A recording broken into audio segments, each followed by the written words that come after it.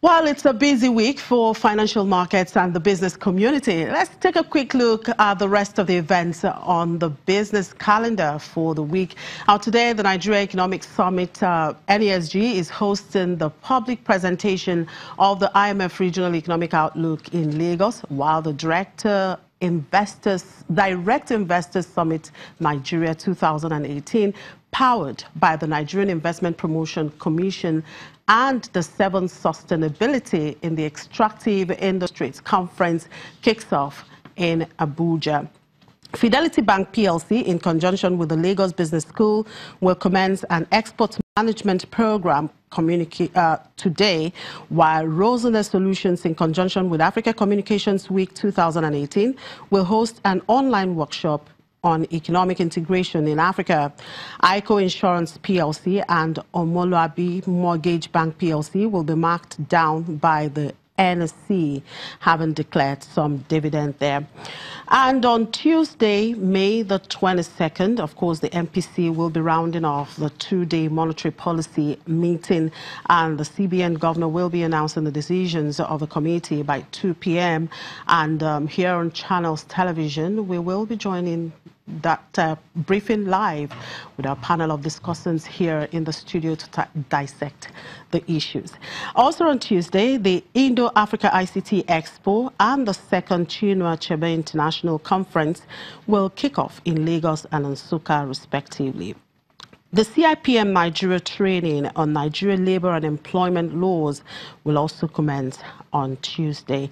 And Consolidated Hallmark PLC and Nestle Nigeria PLC will hold their annual general meeting also on that day. On Wednesday, May the 23rd, the Workforce Group L&D Leaders Conference will kick off in Lagos.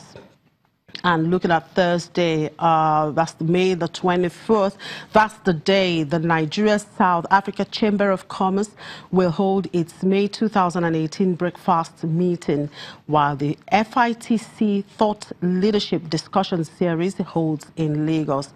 Now, the annual general meeting of GlaxoSmith PLC, Regency Alliance PLC, ICO Insurance PLC, and Infinity Trust Mortgage Bank PLC will also hold on this day, while Eterna PLC will be marked down as well by the NSC.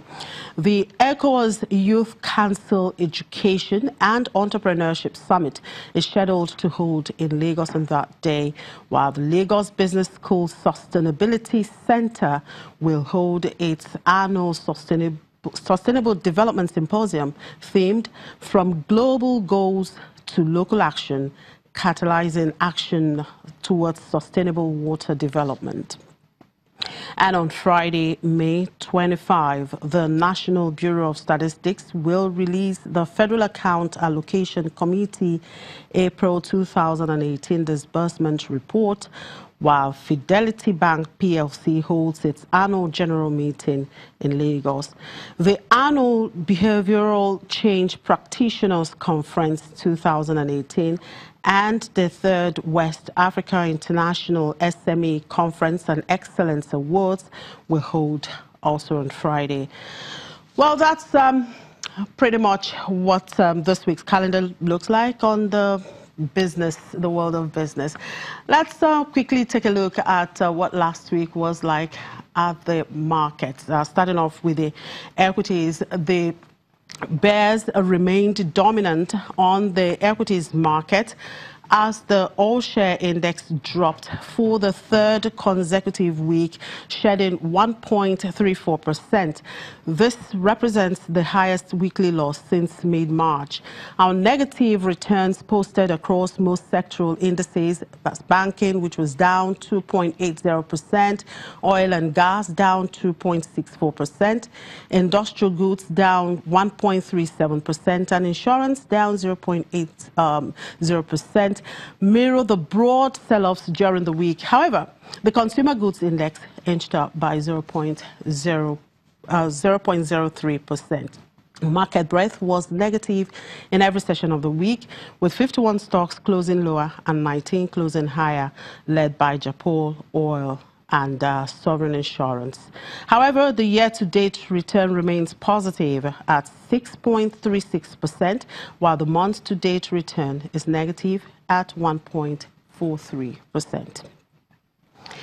And at the money market, the overnight lending rate crashed to 9% on Friday as against 73.42% the previous Friday, representing a 6.442 basis points weekly contraction as inflows from matured OMO and matured treasury bills supported liquidity towards the close of the week.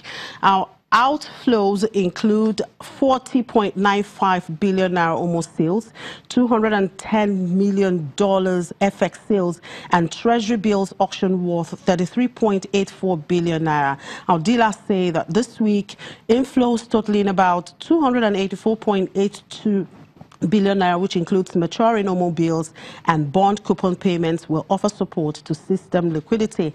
However, liquidity mop-up and forex intervention by the CBN are likely to exert upward pressure on the overnight lending rate. And the fixed income market activities and the treasury bills market were bullish as average yield moderated 24 basis points to 13.06%.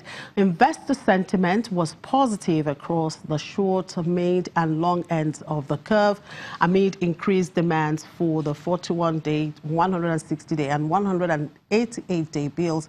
Meanwhile, at last week's primary market auction, about 3.38 billion naira, 16.92 billion naira and 13.54 billion naira of the 91-day, 182-day and 364-day bills were allotted. The bills were 2.16 times oversubscribed, with yields closing lower across the 182-day and 364-day bills. The yield on the 91-day was unchanged at 10%. Well, we'll take a quick break now, and when we come back, we'll look at the financial markets vis-a-vis the GDP numbers that just came out, and of course, the MPC meeting. To stay with us.